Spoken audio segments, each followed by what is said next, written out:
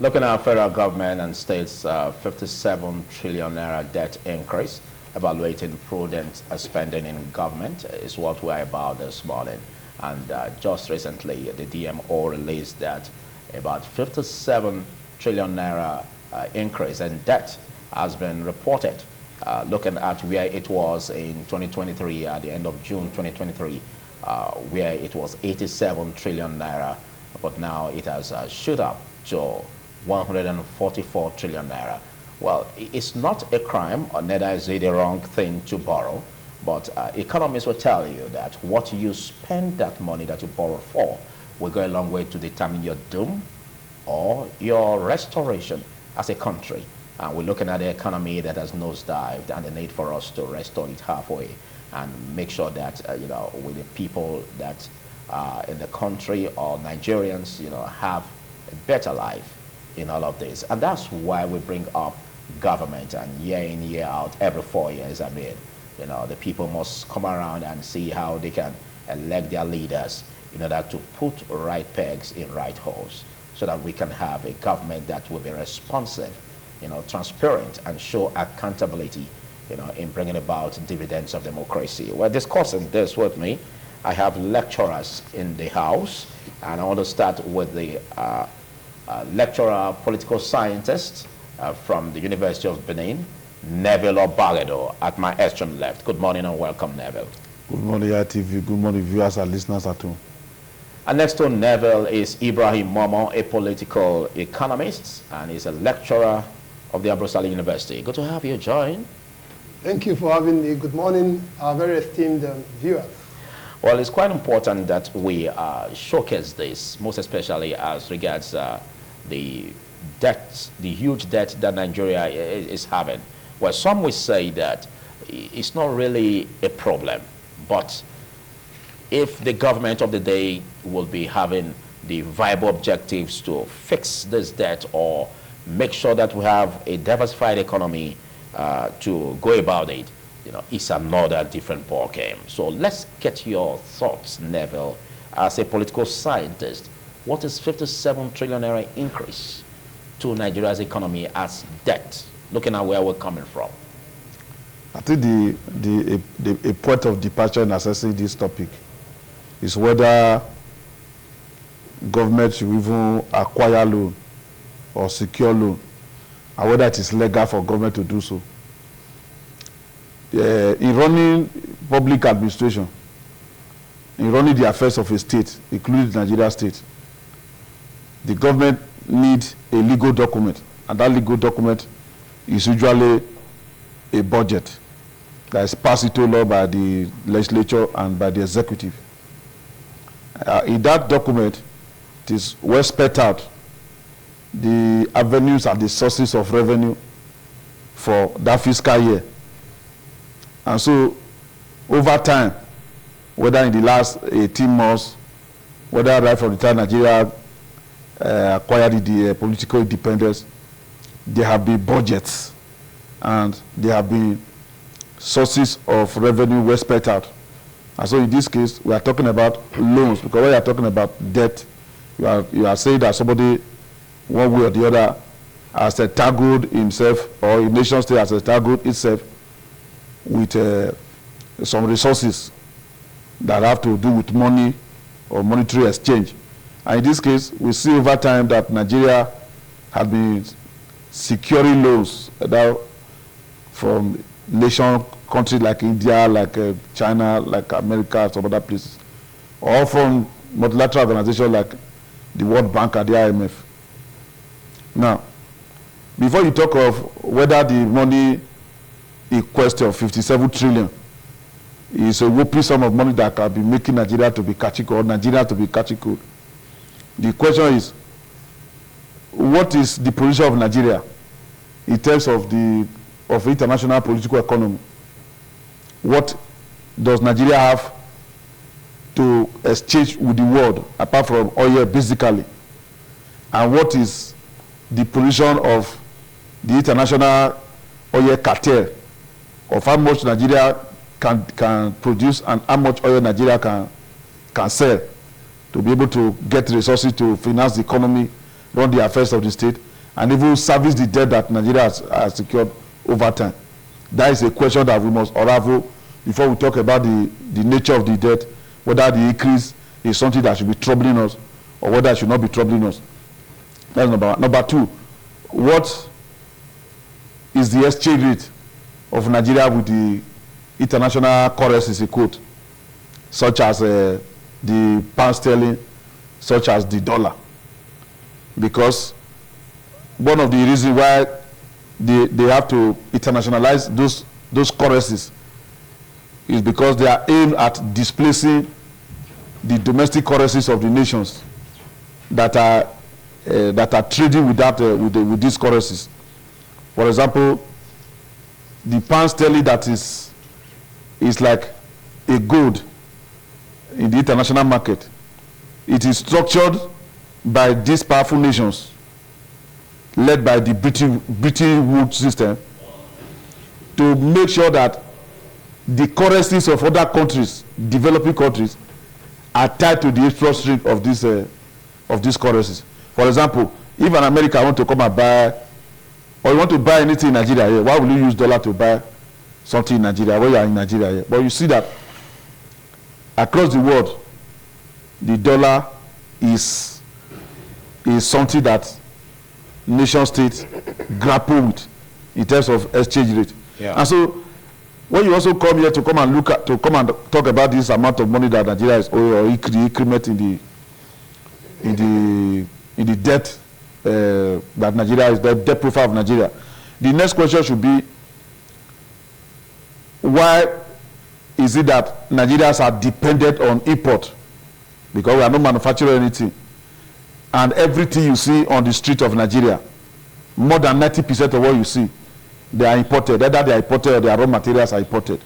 And at the end of the day, you see that businessmen in Nigeria, politicians in Nigeria, they mount pressure on the Nigeria currency, trying to exchange it for the powerful currencies like the Chinese yuan, like the Japanese yen, like the American dollar, or the British pound sterling. So there are so many issues that are involved, and then the steady ability of Nigerians, because when we are talking about Nigeria is owing, the debt profile of Nigeria is increased, whether public or private debt. The question is, how is this money that is borrowed, how is it applied for the use of the masses of our people, for infrastructural development, for capital projects, and the rest of them? So talking about the money, we cannot really say anything about whether the money is high or not on the basis of what I've said. Well, if we look at what we have here by the DMO, as at June 2023, we had about 87 trillion naira, looking at both domestic and foreign debt. And this is a combination or a combo of both the subnational and national government. Yeah, that is the states, yes. The state governments and the federal government. As at December 2024, it skyrocketed to 144 trillion naira. And that brings us to about 18 months of President Bola Tinubu's administration. We've had this huge chunk. And scrutinizing the document, it was also seen that the huge chunk of debt was accruing from the federal government. And of course, also it was noticed that even that of the states went down, but the federal government's own went up. And as we speak today, reports have it that even the federal government is about to secure a $500 million loan for agricultural projects and, of course, to create more jobs. Where do we stand in this economically? Is it a right project, or is it a right thinking of the government to go about this spree despite all that we've been facing? Ibrahim. Well, the first thing to note is that I agree with Dr. Neville, excellently, that debt on its own is not a challenge. It is to what end are you putting those debts that's the issue.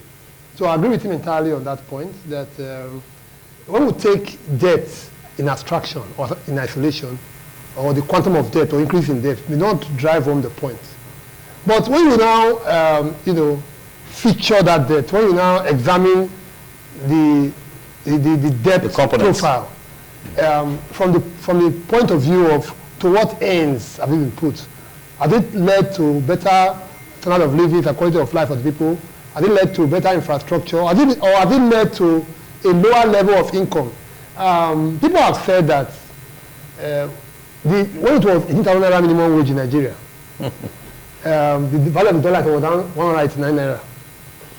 But now that it's 70,000 naira minimum wage, the value of the dollar is 1,600 or thereabouts. You can say that again. It means that you have earned more, but you have earned some money in terms of income, take-home pay, but the value of that money has diminished. Depreciated. Whereas you were earning 18,000 naira and it had more value in dollar terms, the 18,000 naira is not even up to that 18,000 naira when you do a comparative analysis of the cost. So debt on its own is not a bad thing.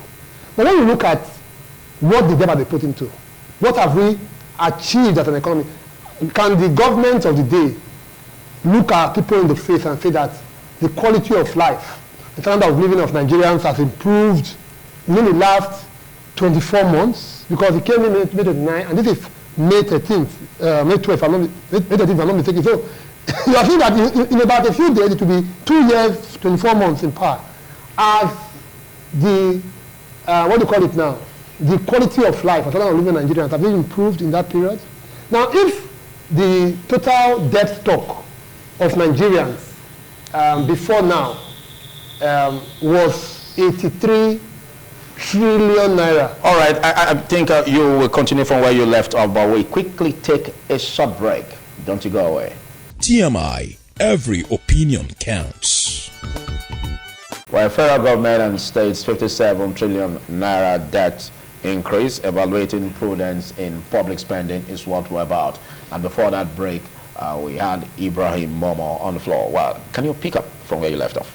Yeah, so I was saying that if you look at the quality of life and living of Nigerians, can we justify the debt that Nigeria has acquired over the last almost 24 months, which has almost doubled the amount of debt. Nigeria was 80 plus trillion in terms of debt as of June 2023. It is now over 140 trillion, which is close to 60 trillion, almost double the amount of debt within 2 years. Exactly. And secondly is the fact that these debts, yes, recently you see the gimmick of celebrating exiting IMF loans, 3.5 billion IMF loan. But the reality is that Nigeria's local debt stock has skyrocketed. It amounts to crowding out the private sector if the government, particularly the federal government, is the one that is almost entirely borrowing everything from the local financial debt market. So I think that the strategy of crowding out private investors, of the organized private sector from the debt market, by the federal government particularly, and then some state governments, it's something that I consider reprehensible. So I'm saying that even the debt that has been borrowed, the money that has been borrowed, to what end has it been put? If it was into infrastructure, then yes, there will be a multiplier effect. But if you look at our 2024 budget and the 2025 budget, we see that there's the stock of recurrent expenditure. That means expendable funds, salaries, travels, are far more the recurrent expenditure component of the budget for the past 2 years. Far outweighs the capital. Yes, far outweighs. It's of course much more than what the capital arm of the budget is. So, which means that we are not a growth. It's not a growth budget. With all due respect, it's not a growth budget. It is a consumption budget, and that's not something that That's not the reason why we should borrow. We shouldn't borrow to consume. We should borrow because it will give us multiplier effect. If you are doing infrastructure, so people have to can now move goods and services, and people can move about much more efficiently, effectively. Like you see, the state government is doing, even with the Benin, Ekuma, Auchi road, there's much more better movement. And so it's a commendable. But if the federal government is borrowing just for consumption or for recurrent expenditure, I think it's something that we should collectively, do a pushback from that. That's how I stand on the issue. Okay, I think the next question goes to you, Neville, and is going to swing back to Ibrahim to respond to that, because we have this situation where, the diversification of the economy has been a song that has been on over a decade. And of course, the former President Muhammadu Buhari embarked on this drive, and also huge amounts were taken from the World Bank in order to diversify the Nigeria's economy. Where are we as at today, looking at what we had in the time of former President Muhammadu Buhari, and of course under the current administration of President Bola Tinubu, because we hear also that $500 million will also be picked. Now, what do you see as the perspective of the current diversification policy of government under Tinubu? When we talk about diversification of economy, we are saying that it appears from the outset that the economy is a mono economy, and the economy want to look inward and look into other sectors where there's viability for the purpose of now encouraging exportation, then looking inward. And I believe that if Nigeria is actually set for diversification, whether under President Muhammadu Buhari, under President Bola Ahmed Tinubu, your attempt to diversify is not something that is made in. There have been economies that have diversified. You go and learn from them. Number one, during the post-war reconstruction of Japan, because Japan was so devastated by the Hiroshima and Nagasaki atomic bomb that were dropped by the United States of America, the country was devastated. Then the leadership of Japan, other Emperor Hirohito, and then the Prime Minister then, they decided to adopt a strategy they call research and development strategy, where they were sending Japanese outside of Japan to America, to Germany, to other places to go and study. But they were actually going there on espionage. They were going to steal the technology of these other countries. And today, plus or minus, you can say that Japan is the most technologically advanced nation on earth. Now, that is a strategy of diversification. In all aspects. If you go to Japan, you see the way they use technology to achieve everything they want to achieve. And that's why when there is any maneuver in Japan, economic, political, or military, enemies of Japan are at that axis, like the People's Republic of China, like North Korea, they'll be catching cold because they know that the capability of Japan to descend on them with American support and support from South Korea. Now, the point I'm trying to make is that Nigeria, if Nigeria says they want to diversify, it is not, the word diversification did not emerge from Nigeria. So Nigeria will not be practicing diversification for the first time. Yes, the question is countries that diversified and their economy now flourished. As Nigeria sent people there to go and steal their technology of diversification. The answer is no. In this case, we are talking of countries like Malaysia. We are talking of countries like Singapore, like Thailand, like even Taiwan, like South Korea, and many others. Now, if Nigeria want to diversify, it's just like when Nigeria wanted to establish road safety. They sent people to other countries where you have established road safety to go and study road safety, and came back here to establish Nigeria, the federal road safety corps that we have here. When Nigeria wanted to conduct 1993 presidential election, they went to America and other places to go and study various options, and Professor Ofriwosu now came and said, okay, it's going to be option A4. That is to say that Nigeria went to learn from us. So if you want to diversify, learn from other countries that have diversified and they are successful. We have not done so. And so when we say we are diversified, we are just joking. Okay, you say you want to diversify. Okay, if you want to diversify from dependence on oil to agriculture. Where is the space that agri can take place now with insecurity? Where is the space? If you say which other area are you actually going to diversify into? Apart from agriculture, if you want to diversify into technology, the facility to diversify into technology and make Nigeria a technology-driven nation that can attract investment. Where is the space? The space is not there. Okay. So when we are talking about diversification, those who are saying it, they are just playing on words. Thank you, Neville. Well, I take exception with the word you used, still, but rather, let's say, harness opportunities. Well, let's get your perspective, Ibrahim, on all of this. Looking at the Tinubu's government, comparatively with that of the former president, Muhammadu Buhari, do you see activity? Do you see progress in the diversification economy? Well, on paper, there are efforts at diversification. For example, you have a Ministry of Blue Economy.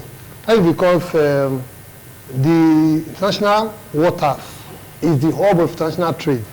So on paper, yes. But you put a non-professional, your cousin, as the Minister of Blue Economy, the former governor of Osun State, and you expect miracles to happen. It won't happen. Secondly is that government brought Bosun Tijani, one of the tech-savvy youths Nigeria has ever produced, to the Minister of Digital Economy. Yeah. And then, what has happened? So on paper, in theory, so to say, there is an effort at diversification. But, like they say, results is the name of the game. Has the Nigeria economy been diversified? The answer is a resounding no. But you usually had hope, much hope in the government. I do. Has that changed? No, it is that I love the government, that I'm a pro-Nigerian individual. Does not mean that we can't speak facts, speak truth to power. Yes, we can't also tell them when we think that they're not doing well. So what's going on? And how do we fix it? That's what I'm saying. On paper, we have the blueprints. On paper, we have set the right motions in place. But the reality is that when it comes to results, we're not seeing the result that is expected. The greatest resource that Nigeria has is its population, the youth. Nigeria has a very youthful population. How effectively has Nigeria harnessed this youthful population? Which, apart from giving handouts, apart from palliatives, how has government effectively engaged the Nigerian youth population? These are questions that the government needs to do some introspection about. If you want to diversify, it is not rocket science. You don't need to, you don't have to reinvent the wheel. You know how to go. If you don't know, borrow ideas. And the ideas are very free to get. The information is there if you really want to. But the alternative Nigeria does oftentimes, even the agriculture, even Nigeria talks about livestock. But this government talked about it, the previous government talked about it. But what is the movement towards diversifying to that sector? You are not seeing anything. It's still ultimately that Nigeria is wholly dependent on crude oil and taxes from the FIRS. And that is not how to diversify an economy. That's how. So I think that there's promise, but it is not enough to have the blueprints. It's not enough on paper to want to do things. It is that we see the results of these efforts at diversification. That's when we can say, yes, thumbs up. Oh, okay. Can you say categorically, comparatively, if we juxtapose that of former President Muhammadu Buhari and, of course, the current President Bola Tinubu, that there's a setback in terms of diversification activities? When it comes to diversification, this government has been better off at putting out effort at diversification. But so the results have not changed from the previous administration to this one. There's no difference in the results. I'm saying that... there's no difference. There was a point saying it starts with a plan. Okay, I think I got what you said. Yeah. Better off in terms of what is on paper. Yes. You said that. On plan, yes. In terms of planning, yes. But in terms of execution and in terms of output or outcome or results, we have not seen much difference. So what you are saying is that under the present leadership, under the present leadership, there seems to be a mirage. That activity is going on, whereas nothing is happening. There are plans in place. Let's take your thoughts on that, Neville. You just heard him, because we want to look at what the present government is doing to bring hope or put food on the table of Nigerians that there's hope in what he's doing as regards the policy implementation? My take on that is that Buhari, the immediate past president of the Federal Republic of Nigeria, even under APC, ruled Nigeria for 8 years. Tinubu is just about 2 years. So the result that we saw in all the sectors of the economy under Buhari, we cannot see the result now under Tinubu for 2 years. Wait. You still have the floor. We should wait for 6 years. You still have the floor. In 18 months, we have about 57 trillion naira debt increase. And then we look at the dedication economy that is still at its lowest ebb. Can you say that in 2 years or under 2 years, that there has been much progress? Like he also said, you know, that it's on paper, but not in practice. What's your thought? Well, if we are looking at Tinubu's administration in terms of the debt profile of the Nigeria state and in terms of diversification, well, debt profile, I gave the reasons in my introductory remark that there are so many reasons why the debt profile is rising.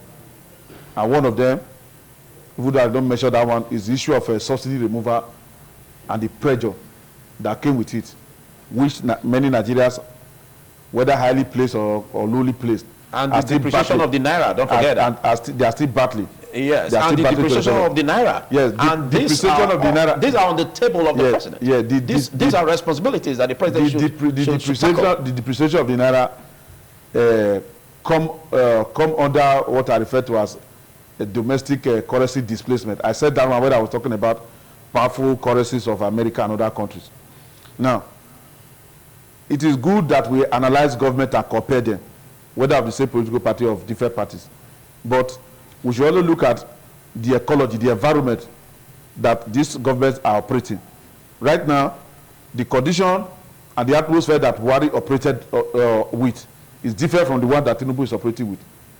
And you know that the crisis of the exchange rate and the crisis of subsidy removal is still affecting this economy.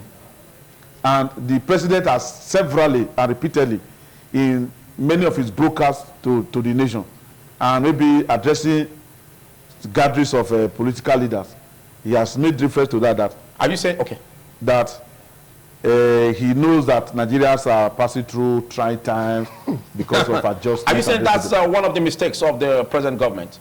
Well, because you made mention of the fuel subsidy remover, that we still have in the Are you saying that's one of the mistakes? Because someone said that that's a very strong point to pull out from where we are. We have argued this matter here and elsewhere, that it was not President Ahmed Bola Tinubu that removed subsidy.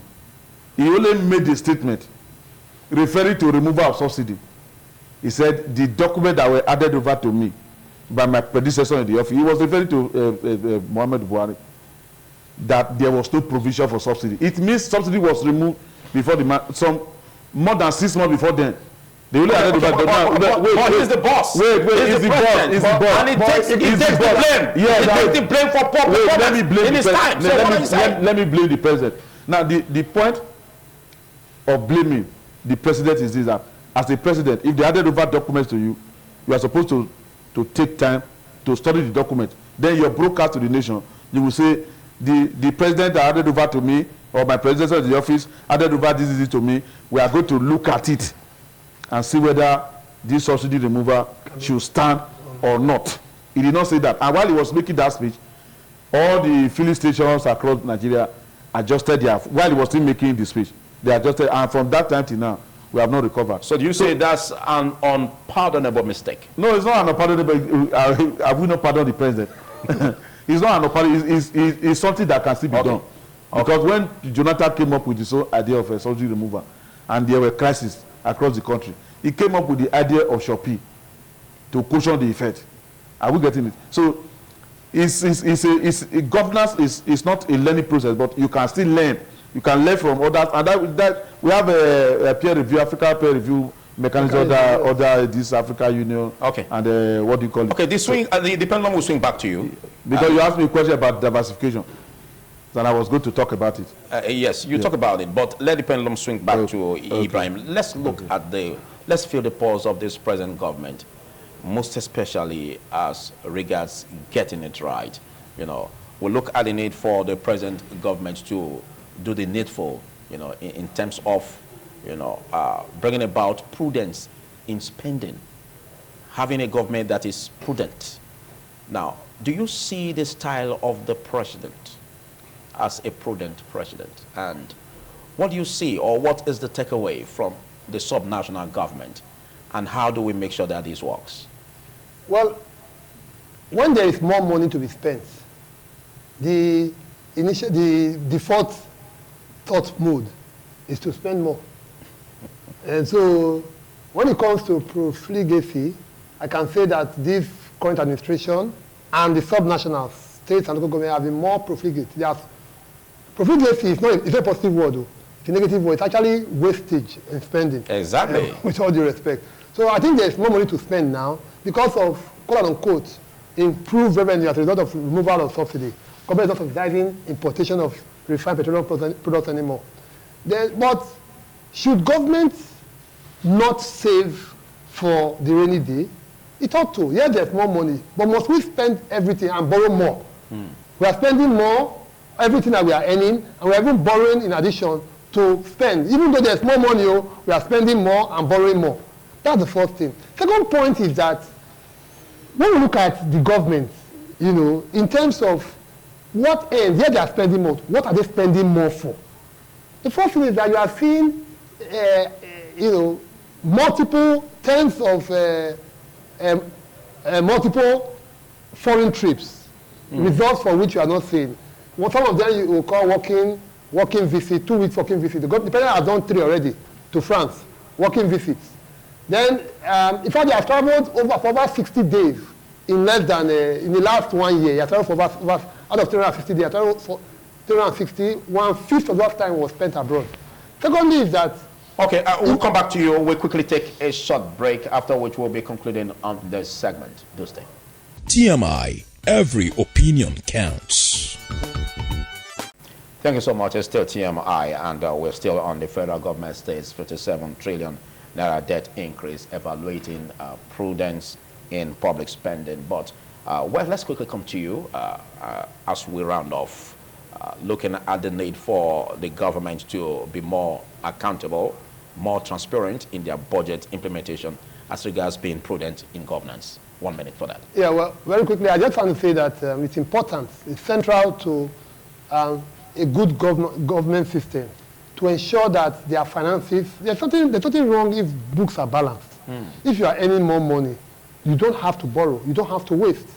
It is, there's the idea of sovereign wealth funds. The reason why people should save for the rainy day, because there are going to be rainy days. So I think that our government must learn, you know, from global best practice, you know, in terms of strengthening even our local economy. Sometimes you have to defend the naira against this one-time depreciation.